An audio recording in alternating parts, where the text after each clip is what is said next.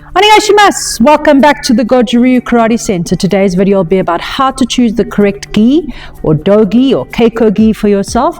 For ease of reference throughout the video, I'm just going to call it a gi. The correct full term is keiko gi or training suit, but more commonly known by the nomenclature of just a gi. As you can see, I have my body double here, Donald. For those who are new to our channel, hi, my name's Zoe. I have been teaching karate full-time for just short of 10 years. I have been doing karate for 18 plus years now, and I've been through many a karate suit, and I'd like to share my expertise with you on whether you're a parent buying for a child, you're an adult beginning this journey, or you're a more serious practitioner looking to invest in your first proper karate suit and you're just looking for a little bit of guidance. So today, let's get started on our number one and the most common question we get is, how much does a karate suit cost? Now, when we talk about how much you should spend on your first karate suit, if it's a child, there's no reason to go out and buy a high-end gi like this, a Shureido gi or Tokaido. Most karate companies now offer both a low-range beginner suit and they offer a high-level investment suit. Well, I call them investment suits because you are spending a significant amount of money on something that you hope is going to last you a long time. So in our dojo, we sell the SMA entry-level suits. I also carry the Adidas Evolution suit. Now, the difference between these suits and the main suit is mostly weight and cut. For a beginner student, and especially one who is still growing and is growing rapidly, I do not recommend buying a heavyweight suit like this. A lightweight karate suit is perfectly fine. For example, this video isn't sponsored anyway. I'm just using the suppliers I have and I know that I can recommend because I've worked with them. So this is my favorite thing, is teeny tiny karate suits. Is what an entry-level suit looks like in terms of weight and size and cut. As you can see, they are very boxy, very generic in cut. They tend to have long sleeves, long jackets, and very long pants. What Shay and I call, rather unfairly, I suppose, the pajama cut, because everyone looks like they're wearing angry white pajamas. So this is an entry-level karate suit. In our dojo, these start at 400 Rand, which is about just under $20. We have up to 2 meters, which I think is just short of 7 foot. Imperial and Metric and I don't get on, as long-time viewers of the channel will know. So your budget will dictate where you're going to start.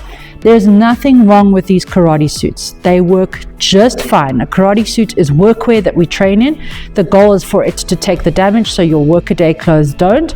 Everybody looks the same. Everyone feels the same. Everybody's bodies are modestly covered so that we can train fully. These can take a certain amount of wear and tear. You could not wear these in a BJJ studio. You can't wear these with MMA because they can't handle the pulling. But for kata and for kumite and for Hojo Undo, they do the job. I have entire videos on how to fold and care for these gis and other, you'll check out, there's a playlist somewhere over there. Spirit fingers. So your budget will determine the kind of karate suit you can start with. Nothing wrong with these. Please, I don't want anyone to think that you have to buy a Shureido to be a real martial artist. There are a lot of clowns running around in 3,000 Rand karate suits who can't throw a kick. So it's more about the person inside the suit than the suit itself. So parents, these are great, especially if your kid is growing fast. There's this, and there's the Evo cut from Adidas, which I like because they come pre-hemmed. So if you're a little bit handy with a needle and thread, you can unhem them and essentially get 2 karate suits in one. The other thing to consider is how much you will be wearing your karate suit. If you are only training twice a week and you've got time between classes for your gi to clean and air, you only need 1 suit. However, someone like me who is in karate suits 5 to 6 days a week, and you need time between your suits, and also just to give them longevity, having a minimum of 2 suits in rotation is always a good idea. They age a lot slower, they last a lot longer, and you actually end up spending less money in the long run. However, if your child is of the persuasion where they can't be left in a room without finding tomato sauce to roll in, I would suggest getting a second karate suit to have as backup in rotation, especially for our kids who are shuttling between blended households, having 1 gi at mom's house and 1 gi at dad's house. It will save a lot of heartache and embarrassment. I will never tell a kid they can't train because they forgot their karate pants at dad's house when they were shuttling to mom's house. It's not their fault. They have enough on their plate. It's just a karate suit. So with us, we will let them train They try not to make a habit out of it because the karate suit is a reflection of your attitude and your training. But of course, everyone deserves grace. So having that backup outfit really does save a lot of pay. Again, your budget will dictate and your mileage may vary. The next thing I'd like to move on is once you've decided on your budget, you can now look at the difference between your cuts and your weaves. Now, to start, long-time fans of the channel will know that Shay and I love and live in Sharedos. This is their heavyweight gi, the K11. It is just under 2 kilograms. So that makes it a 10-pound uniform. Yes, it is heavy, it is thick. I like to wear a thicker karate suit because it feels a little bit like putting on armor when I go to teach. I like the sound of it, I like the heft of it, I like the longevity, I like the softness.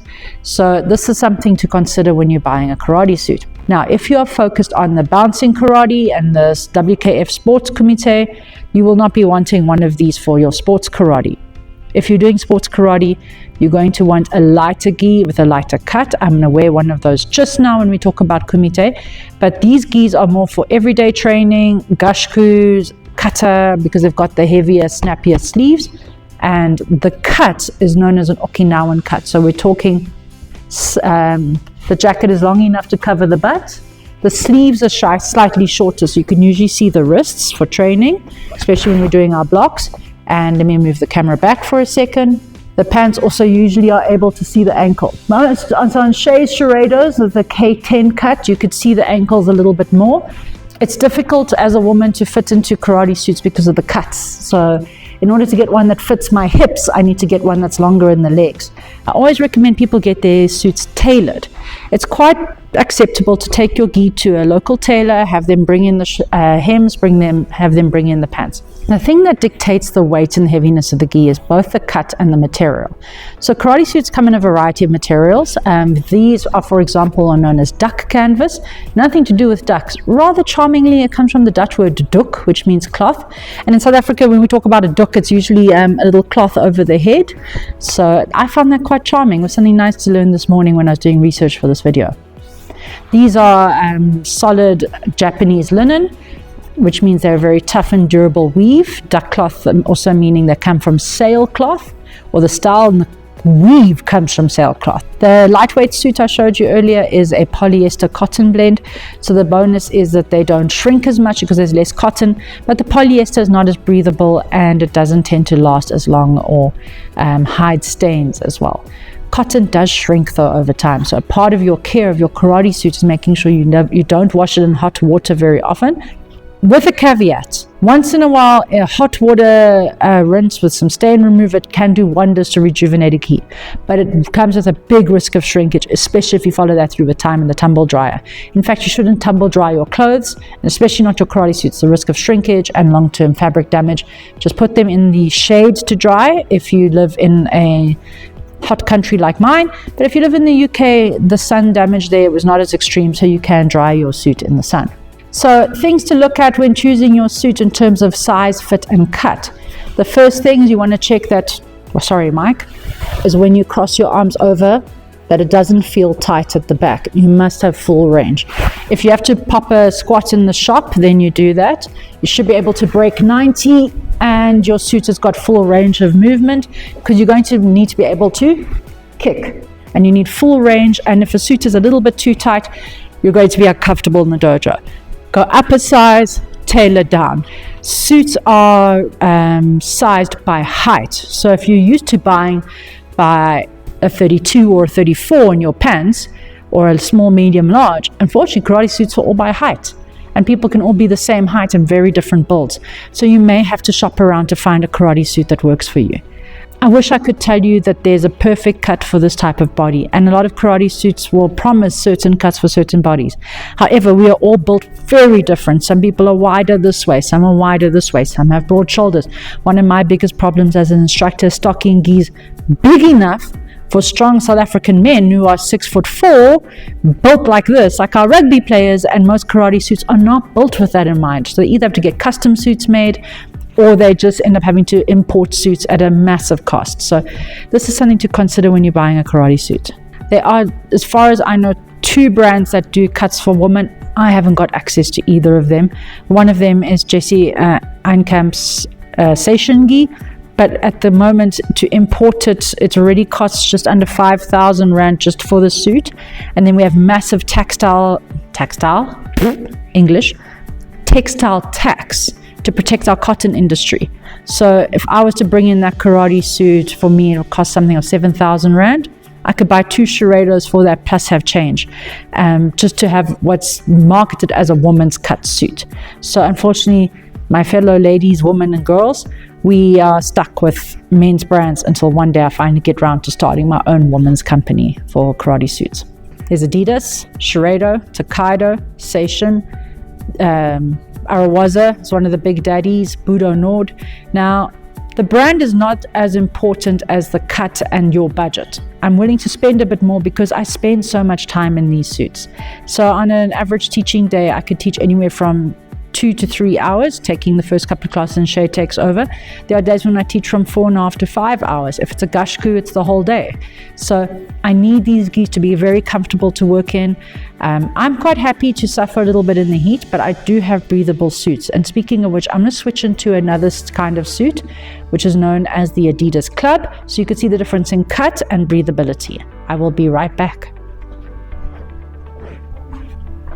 This is an Adidas Club gi. It comes with a vent in the back. It comes with a vent in the butt. I'm not a fan of the vent in the butt. Yes, I know it's for butt crack sweat, but unfortunately, if you are choosing to train on a very hot day in just your t-shirt, belt and pants, that vent is very revealing, especially for girls. I know that we're not supposed to train without our jackets, and for the most part we don't, but I do know in some climates it gets extremely hot and we have to balance student safety with tradition. It's a very difficult tightrope to walk, and this is something you will need to consider if you do choose gis like this with lots of vents in them. This is the second from the bottom Adidas gi.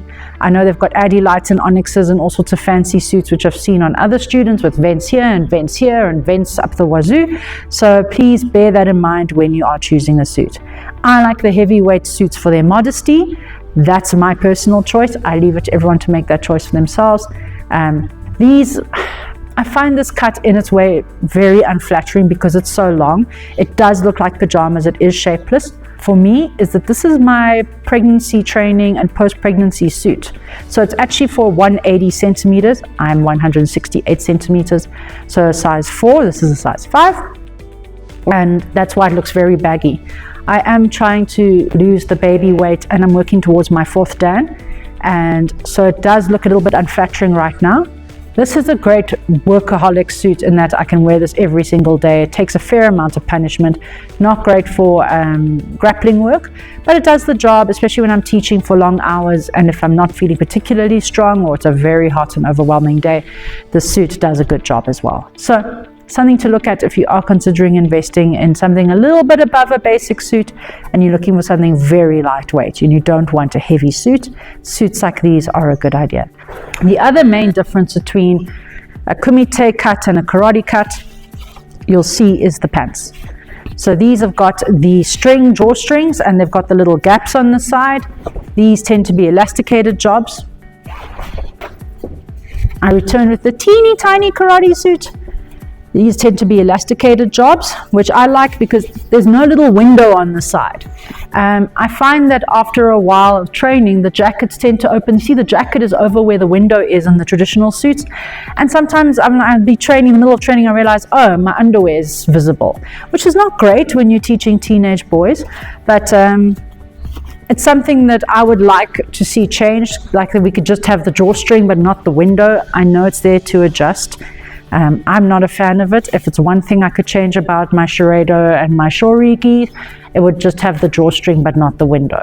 I find the elastic bands tend to look very tired after a while. They stretch, they sag, so they generally don't last as long as the drawstrings do. And the drawstrings are easier to replace. Although these, if you do lose the string, just a hack, take a knitting needle, drive the knitting needle in and you could push it all the way back out, or you could tie a new string around a knitting needle, feed it in and replace the loop in your karate pants. Let's talk about the WKF logo. Now you'll see it's on this pair of pants and on this. It will be usually on the jacket and the pants. This shows that this gi can be worn to a WKF tournament. That's all it means. It doesn't mean anything other than the gi has met certain specifications in terms of material strength and durability, and minimum lengths and maximum lengths for sleeves. So there's a difference between a kata gi like this one and a kumite gi like this one. Kumite gis do tend to have longer sleeves and legs. Kata gis not so much, they tend to have the shorter cuts. WKF say that this is for player safety and to maintain a minimum standard of karate suits. However, it is an extremely expensive exercise for the company that has them. They have to pay to relicense all their gear, from mouth guards, shinners and footers, every I think 2 to 4 years. I stand under correction. I'll check in the edits. And all it means is that it can be worn to a tournament. It doesn't necessarily indicate a higher quality of gi, because my Shureido doesn't have the WKF logo on it at all, because what do I need it for? I'm not going to a tournament. If tournament is a consideration in your training, then unfortunately you're going to have to fork out the extra money for a WKF homologated outfit. With the now introduction of red and blue stripes on the gis, meaning that a competitor will need to have a minimum of 2 sets of suits, possibly 4. Comfortably, speaking to the students in our dojo who do compete, you actually kind of need 4 gis because you need backups, because things happen on the day. If you are doing kata and kumite, that means you're going to need between 4 and 8 karate suits just to compete. That's not including your blue and red shinners and footers. That's not including your blue and red mitts. It's not including your mouth guard, your chest protectors, helmets in certain age categories. So these are all things you have to take into consideration. We have done a much longer vodcast on tournament and the demands of tournament on parents in the pocket. So please feel free to check that video out after you've watched this one. But just to return to my point, this badge only has meaning in the tournament world. It doesn't mean anything to those of us who are purely in a traditional sense of karate. I hope that answers the question I was asked in the comments a while ago. So in summary, when you're choosing a karate suit, you need to choose the suit that's right for you. Is it durable enough? Can you afford it? Are you living in an area where if you choose a heavyweight gi, is it going to dry in time between sessions? So our students in the northern climes or in wetter climes, please consider that these do take ages to dry on a cold, wet day. And I know that sun is not always prevalent, so that is something to take into consideration with a heavyweight suit. The second thing is, are you still growing? If you are young and you're under 21, if you're a girl, if 23, if you're a boy, you still have time to grow. Guys, if you're going through big growth spurts, wait on the expensive suits. Get yourself a few entry-level suits that you can rough and tumble in. If they get damaged, they get damaged. It is what it is. Rather save the expensive gis for when you have stopped growing. Or if you are competing seriously, then yes, you will need serious karate suits. The other thing to consider is your management of your suit, making sure you don't eat in your suit before or after training, making sure it is not washed in bleach, because that damages the suit. It also damages the badges. The other thing to consider is washing it with vinegar to help with the smell, and it doesn't add anything to the stains. And you know what? The suit should also help you feel good. There's nothing wrong with the suit that you walk in and you're like, yeah, this is my favorite suit. I look hot in this suit. That's one of my favorite suits I can't wear on the YouTube channel, is my black Vision Athletic gi. Thank you so much for taking the time to watch my video. I appreciate all your time and support. If you like what we do, please consider liking and subscribing. Watching this video through to the end is the best thing you can do for our channel, and it costs you nothing, so we really appreciate that. We do have a book for sale in the description. Thank you again. So nice to see you all. Arigato gozaimasu. Sayonara.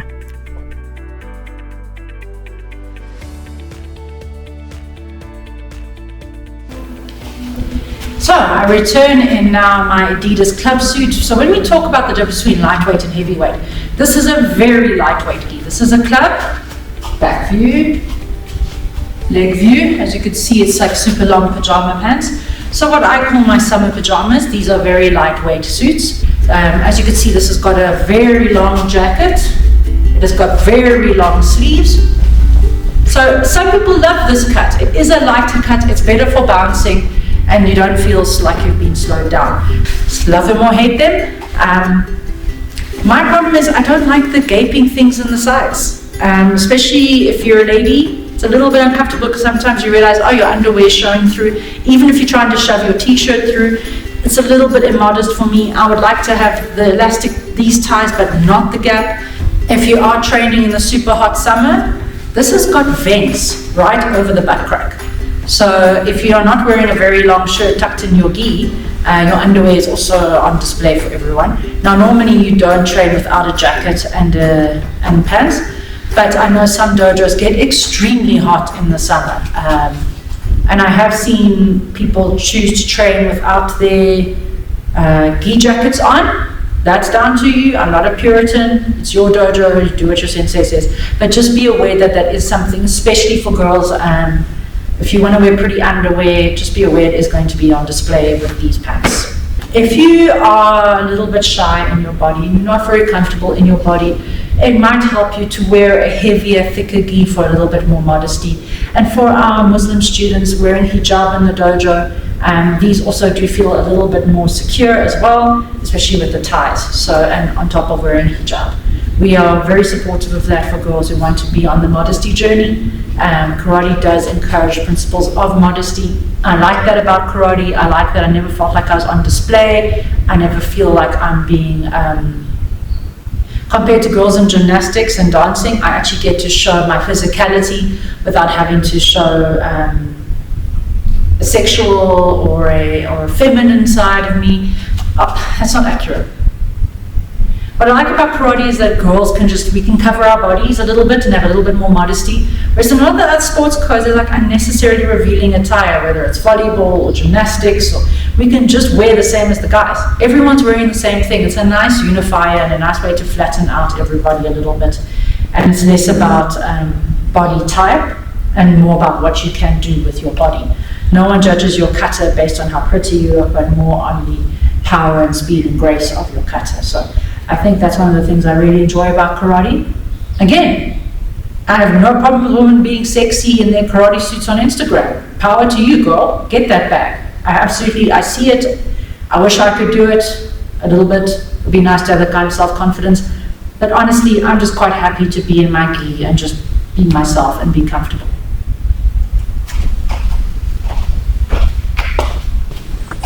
I gave that whole spiel without realizing my mic was off. Let's see in editing how much of it is still there. Ha ha. Okay.